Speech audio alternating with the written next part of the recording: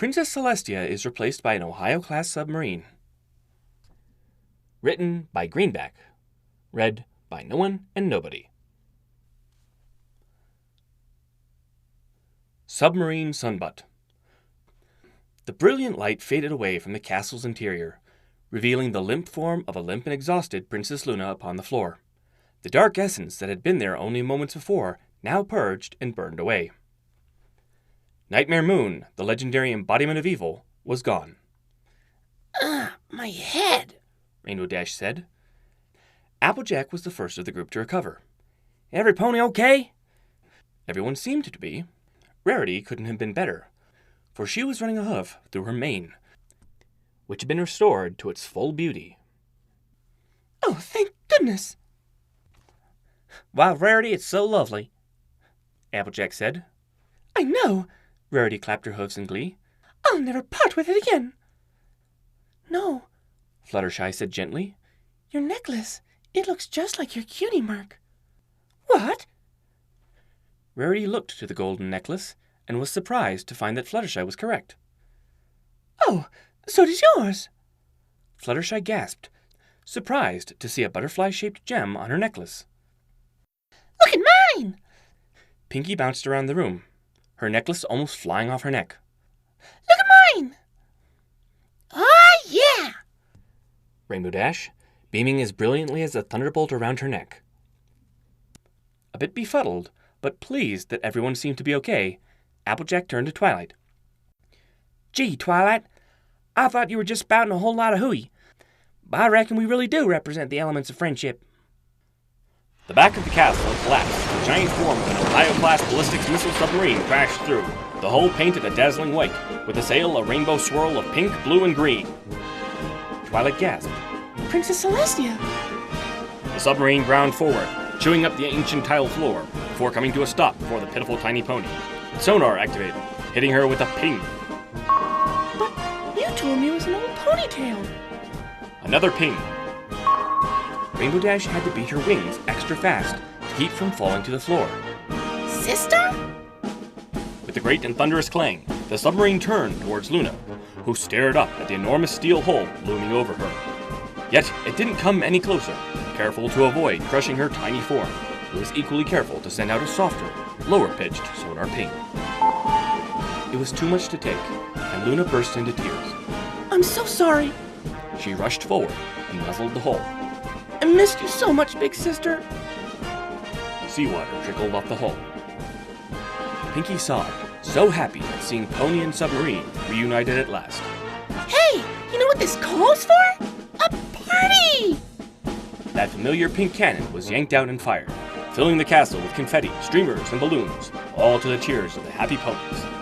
All, that is, except one. Detecting a problem, the submarine turned once more to Twilight and pinged her.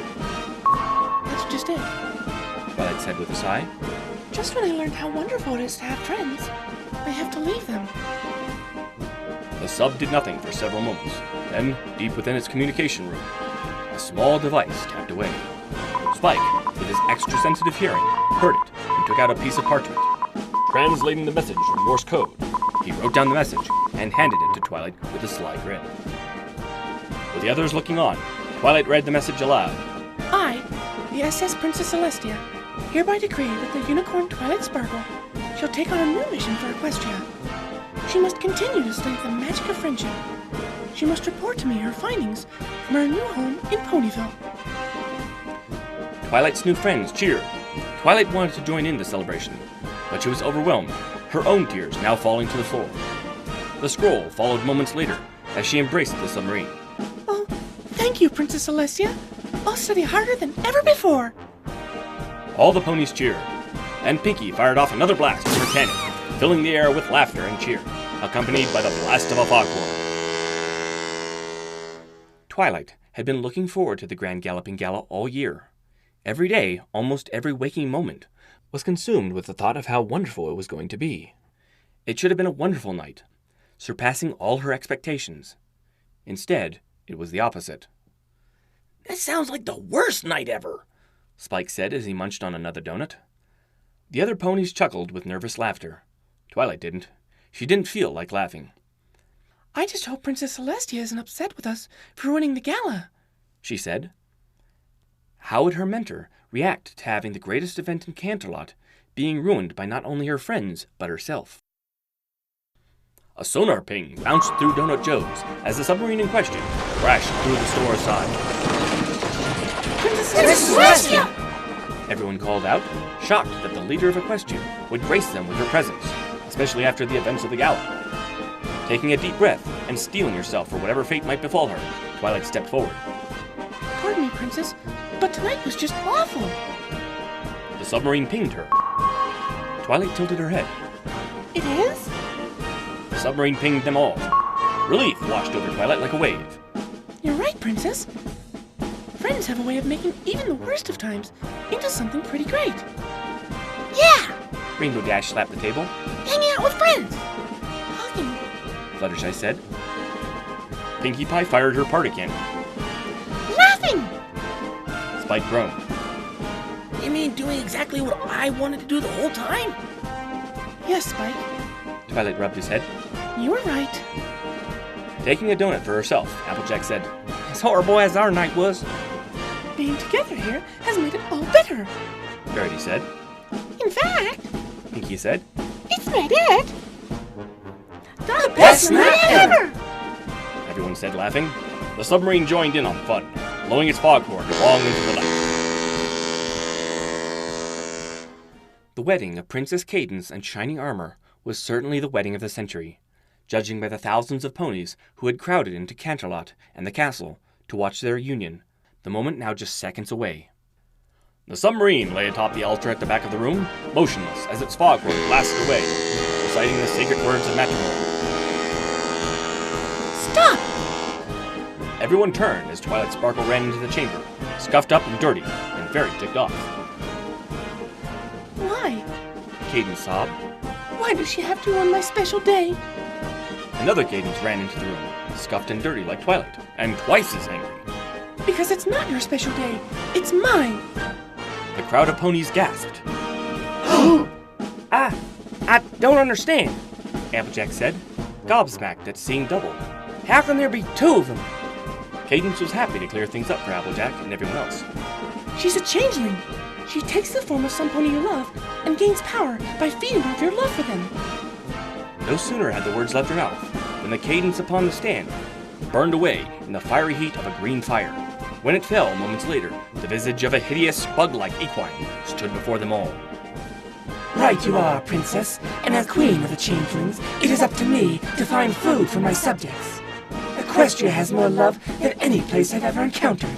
My fellow changelings will be able to devour so much of it that we will gain more power than we have ever dreamed of. Cadance wasn't cowed. They'll never get the chance. Shining Armor's protection spell will keep them from ever reaching us. Oh, I doubt that. She looked to Shining Armor with the concern of an anxious wife. Isn't that right, dear? Shining Armor murmured something. His eyes glazed over. Ever since I took your place, I've been feeding off of Shining Armor's love for you. Chrysalis said. Every moment he grows weaker, and so does his spell. Even now, my minions are chipping away at it. He may not be my husband, but he is under my total control now. And soon, my changeling army will break through. First, we take Canterlot, and then all of Equestria! Absorbed in her laughter and triumph, Chrysalis was unaware of a tube sliding open in the submarine's bow. A torpedo shot out to hit the changeling queen, her triumphant laughter turning to a terrified scream as she exploded. Outside, the changelings, realizing their queen was dead, fled in terror and despair, abandoning the shield that enclosed Canterlot. Inside the chapel, Cadance ran to her husband, ignoring the blackened street where the imposter had been, and threw her legs around his neck, letting her love flow into him, breaking the spell that held him hostage. Blinking, the green faded from his eyes, and he looked around as if awakening from a nightmare. What happened? He looked to Cadance. Cadance? What? She replied by nearly smothering him with a kiss. Cheers erupted from the chapel, and everyone rose to their hoofs as the princess and her groom embraced one another. Best wedding ever! Rainbow Dash cried.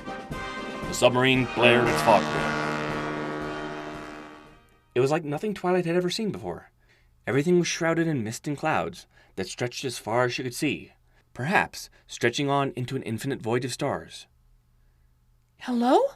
Twilight's voice echoed until it faded away. Where am I? What is this place? A familiar ping brought a wave of relief. A familiar submarine sailed through the mist as effortlessly as a bird would fly through the sky. It stopped before Twilight and pinged her. Princess? I don't understand. Twilight said. What did I do? The submarine pinged her several times before turning and heading into the ether, its propeller going slowly so that Twilight could keep up. Ready? Ready for what? The submarine didn't answer, but screams came forth to create a hallway, each showing a snippet of Twilight's life since she had first left Canterlot and gone to Ponyville. And, as they walked, the sub's foghorn blared away for several minutes. Eventually, the screens vanished, and the submarine turned back to Twilight. Another torpedo tube opened as a green biological agent washed over Twilight. She backed up, fear momentarily overriding the trust she had for her metallic princess. But the agent washed over her and into her lungs. She coughed, rising up, feeling her cells changing and expanding. The ether vanished, replaced by white. And then she heard a voice somewhere nearby. Twilight, is that you? The light faded, and Twilight stood, any discomfort from the agent now gone. Taking a deep breath, she flexed her back and extended the great pair of wings that stretched out from her shoulders. Before her, Spike, Rainbow Dash, Rarity, and all her friends gasped. What? I've never seen anything like it. Applejack said. Ha! Twilight's got wings! Awesome! Rainbow Dash jogged over and gave Twilight a playful punch. A new flying buddy! Of all those present, Rarity was the most awestruck at the wings, looking them over as if they were a beautiful diamond to be treasured and studied in equal measure. Why, you've become an alicorn! I didn't even know that was possible. A kazoo was whipped out. Alicorn party! Pinky screamed as she blew as loud and hard as she could. Fluttershy was the last to come over. Wow, you look just like a princess. A sonar ping interrupted them all as the submarine shoved its way through the dirt and came to a stop before the group. A princess? Twilight asked. The submarine pinged her. But does this mean I won't be your student anymore? Another ping. What do I do now? Is there a book about being a princess I should read? If the submarine could have giggled, it would. Instead, it just gave another ping to assure Equestria's newest princess that she would be fine.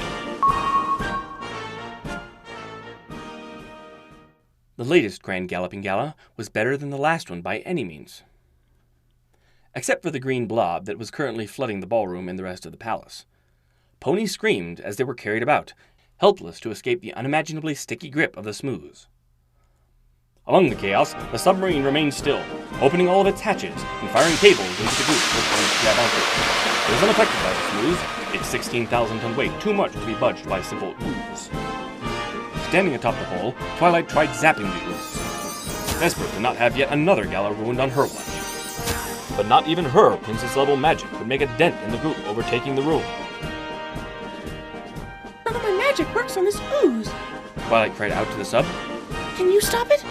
The submarine had been contemplating that problem. Torpedoes would be of no use. Unlike the wedding, the risk of collateral damage to the ponies was too great. There was, however, an easier solution. The vents opened on the hull, and there was a great sucking sound as the smooths was sucked into the ballast tanks, rapidly draining the ballroom. With a shout of protest, Smooths was pulled into the sub's hull. The vents slammed shut, leaving the ponies damp and gooey, but none the worse for wear.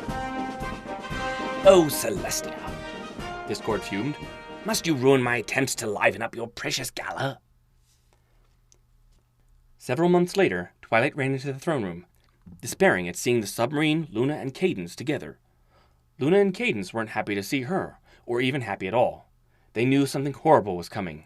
That was why they had summoned her there, Twilight figured. They were going to warn her about it. The submarine, well, it was impossible to read, the hull bearing no lights or indicators of how it felt. In a way, it was a comfort to know that the most powerful being in all of Equestria was unaffected by fear or despair. I came as quickly as I could. Twilight said, skidding to a stop before the submarine's dry dock. Is something wrong? Is it Tirek? Discord has betrayed the ponies of Equestria and joined forces with Tirek, Luna said, almost spitting at pronouncing Discord's name. How could he do this? Twilight said. her body going cold as she realized what a god of chaos could do with a tyrant hell-bent on conquering all of Equestria. I thought our friendship meant something to him. I thought he changed. The submarine remained silent and still. When all this is over, ponies will no longer be in control of their world. Luna said. That power will belong only to Tyrek. But we can stop him. Twilight said. If all four of us work together, he won't stand a chance. Unknown to Twilight, Luna, or Cadence, the submarine's radar and communications array were hard at work. Now that Twilight was at the castle, with all four rulers of Equestria safe in one location, the submarine had been triangulating Tyrek and Discord's position. When it had locked onto them, the sub tracked their movements, waiting for the right moment. And once all Alcorn magic is in his possession, his power will know no bounds, Luna said. All hope will be lost. A hatch atop the sub's hull swung open, and a missile shot out, filling the throne room with smoke, reducing the other three princesses into a coughing fit. When it cleared, they looked up through a hole in the roof and to the smoke trail that had gone up into the atmosphere and was now trailing downwards. Princess?